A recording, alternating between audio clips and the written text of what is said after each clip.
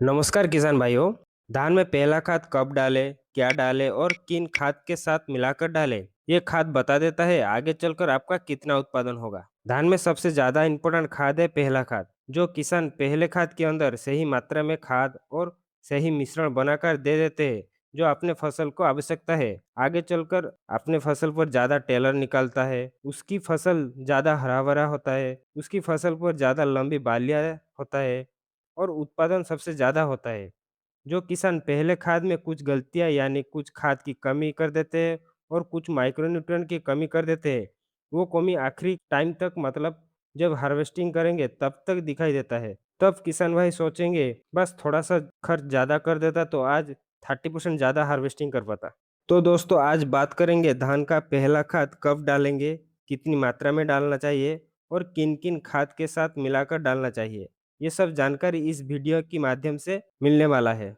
कृपया वीडियो को स्किप मत कीजिए, वीडियो को पूरा देखिए और इसी तरह अगर आप खेत में खाद की पूर्ति करते हैं, तो आपका खेत को दूर-दूर से लोग देखने आएँगे, तो विश्वास कीजिए आपकी धान उत्पादन 30% तक ज़्यादा होगा। किसान भाइयों, आप देख रहे हो कृषक साथी इंडिया चैनल को, जो आपकी खेत की सारी परेशानी को दूर करने वाला है। अगर चैनल पर नया हो तो सब्सक्राइब कर देना और वीडियो को लाइक एंड शेयर कर देना। तो भैया हम बात कर लेते हैं धान में पहला खाद कब डालना है। ये सीधा-सीधा डिपेंड करता है आप बेस डोज़ कब डाले थे। अगर आप रोपाई के 2 या 4 दिन पहले डाले थे यानी एसएसपी हो गया या टीएसपी हो गया या डीएपी हो गया, जो भी खाद फास्फोरस पूर्ति के लिए डाले थे, तो बहुत अच्छी बात है। अगर आप कुछ भी कारण से खेत में ये सब डाल नहीं पाए, तो दोस्तों रोपाई के 5 दिन के बाद और 15 दिन के पहले डाल सकते हो। तब भी आपका पूरा रिजल्ट मिल सकता है। एक और बात है, जब आप धान की रोपाई करे थे तब आप खरपतवार को नियंत्रण किया या नहीं किया? धान रोपाई के 5 दिन के अंदर प्री-इमर्जेंट खरपतवार नाशक यानी पिटलाकुलर को धान की खेत में डालना पड़ता है। एकड़ में 500 ml या 600 ml बूंद-बूंद या बालू के साथ मिलाकर डालना होता है। अगर आप किसी भी कारण में डाल नहीं पाए, तो आप पोस्ट इमर्जेंट खरपतवार नाशक का यूज कर सकते हैं, जो खरपतवार उगने के बाद या रोपाई के 15 दिन के बाद डालना होता है, क्योंकि आप खेत में जो भी खाद डालोगे, वो धान पौधों को ना मिलकर खरपतवार को मिलेगा। इसका वीडियो का लिंक मैं डिस्क्रिप्शन में दे दूंगा और आप आई बटन पर जाकर दे सकते हो। ये सब काम आप पहले डोज से पहले कर लेना। बहुत किसान भाइयों सोचे होंगे, जो हम बेस डोज नहीं दे पाए, हम अब फर्स्ट डोज के साथ मिलाकर दे देते हैं तो क्या होगा? तो देखिए दोस्तों, जो खाद हम पहले खाद के रूप में लेंगे, उन खाद के अंदर ऐसे कुछ माइक्रोन्यूट्रिएंट होंगे जिनके साथ फास्फोरस खाद को मिला नहीं सकते। जो किसान मिला देते हैं उनको कोई फायदा नहीं मिलेगा, वरन कुछ ना कुछ नुकसान देखने मिलेगा। जैसे हो गया जिंक सल्फेट। जिंक सल्फेट के साथ हम डाइअमोनियम फॉस्फेट मिला नहीं सकते। ये दोनों मिलकर जिंक सल्फेट बना देते हैं, जो पौधा ग्रहण नहीं कर पाता और मिट्टी में पड़ा रहता है। अब बात करते हैं धान में पहला डोज क्या देना है।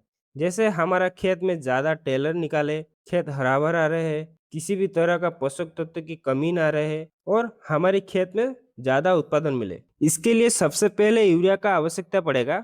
अगर आप रोपाई के 15 दिन के अंदर यूरिया का यूज किए थे, तो आप एकड़ में 30 केजी यूरिया को ले सकते हो। अगर आप खेत में यूरिया का यूज नहीं किए, तो आप एक बोरी यूरिया को ले लेना है और यूरिया के साथ कौन सा खाद मिलाना है, ये बात करते हैं आप। अगर आप बेस डोज में पोटास डाल चुके हैं, तो आप बहुत बढ़िया किए हो। अगर आप पोटास नहीं डाले किसी भी कारण से, तो आप पहले डोज में भी 25 से 30 केजी पोटास को डाल देना है। फिर बात आता है हम कौन सा माइक्रोन्यूट्रिएंट देना है, जो हमारा फसल को आवश्यकता माइक्रोन्यूट्रिएंट को फुलफिल करता है। अगर हम माइक्रोन्यूट्रिएंट ना दे, तो फसल उत्पादन बहुत कम हो जाता है, क्योंकि एक पौधे को हार्वेस्टिंग देने तक बहुत ज्यादा माइक्रोन्यूट्रिएंट चाहिए होता है। हम क्या करते हैं, सिर्फ एनपीके दे देते हैं, लेकिन पौधों को zinc, calcium, magnesium, iron, sulphur, micronutrient चाहिए होता है। पहला है जिंक सल्फेट, जो हमारा धान फसल पर बहुत जरूरी आवश्यकता पड़ता है। हमारा देश में सारी जगह में जिंक सल्फेट की कमी दिखाई देता है। धान हो या किसी भी तरह की फसल हो, उसकी पत्ती पर जंग जैसे दिखाई देता है या स्टेम पर जंग जैसे दिखाई देता है। तो आपको इसी टाइम पर जिंक सल्फेट 21% वाला ले रहे हो, तो आप एकड़ में 10 केजी ले लेना है। अगर आप 33% वाला जिंक सल्फेट ले रहे हो, तो आपको 6 से 7 केजी एकड़ में ले लेना है। दूसरा खाद जो हमारा खेत में ज्यादा आवश्यकता पड़ेगा, वो है मैग्नीशियम सल्फेट। किसी भी फसल पर क्लोरोफिल बनाना हो तो मैग्नीशियम सल्फेट की आवश्यकता पड़ता है। आप देखते होंगे हम खेत में सारे खाद दे दिए तो फिर भी खेत हरा भरा नहीं दिखाई देता है, वो मैग्नीशियम डेफिशिएंसी कारण होता है। ये ना हो इसलिए हम एकड़ में 8 से 10 केजी मैग्नीशियम सल्फेट का मिलाकर स्प्रेड करवा सकते हैं। तीसरा खाद जो हमारा खेत में आवश्यकता पड़ता है वो है आयरन यानी फेरस सल्फेट। अक्सर आप देखते होंगे जो धान की रोपाई के 8 से 15 दिन में धान के पत्ते पर सफेद सफेद दिखाई देता है, उन पौधों से हरापन बिल्कुल गायब हो जाता है, वो होता है आयरन की कमी से।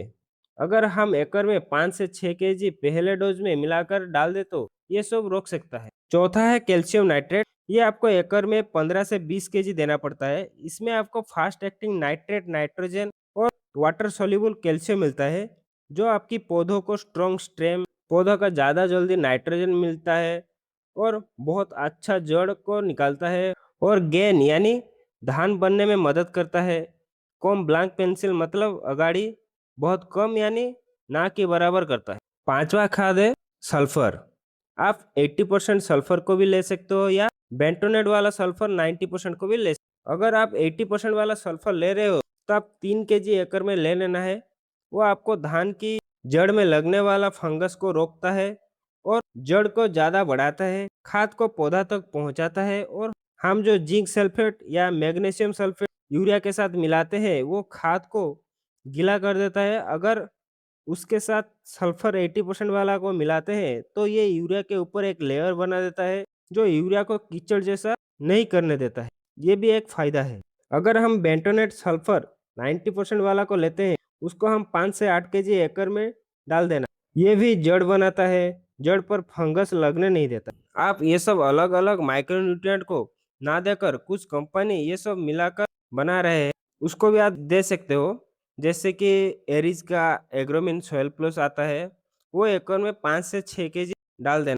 आप बात करते हैं ग्रानुअल इंसेक्टिसाइड के बारे में, जैसे कि आदमा का बारोज वो एकड़ में 3 केजी देना पड़ता है। सिजेंटा का वीटागो एकड़ में 2.5 केजी देना पड़ता है और एफएमसी का फेटरा 4 केजी देना पड़ता है। इन सब चीज़ों को आपस में मिलाकर अपनी खेत में फेंक देना बराबर मात्रा में, उसके ऊपर सिंचाई कर देना है। ये काम करने के 5 दिन के बाद अपने खेत में जाओगे तो देखना अपने खेत में हरापन आ गया होगा और टेलर भी बनने स्टार्ट हो गए होंगे। आगे चलकर आपका लगभग 30 दिनों के बाद जाना और खेत को देखना, खेत पूरी के पूरे बदल चुका होगा। खेत में टेलर भरपूर मात्रा में हो गए होंगे, खेत हरा भरा हो गया होगा, आप खेत पहचान ही नहीं पाओगे। अभी तक वीडियो को लाइक नहीं किए तो लाइक कर दीजिए और चैनल को सब्सक्राइब कर दीजिए। नई इन्फॉर्मेशन के साथ मिलते हैं नेक्स्ट वीडियो में, तब तक के लिए जय जगन्नाथ।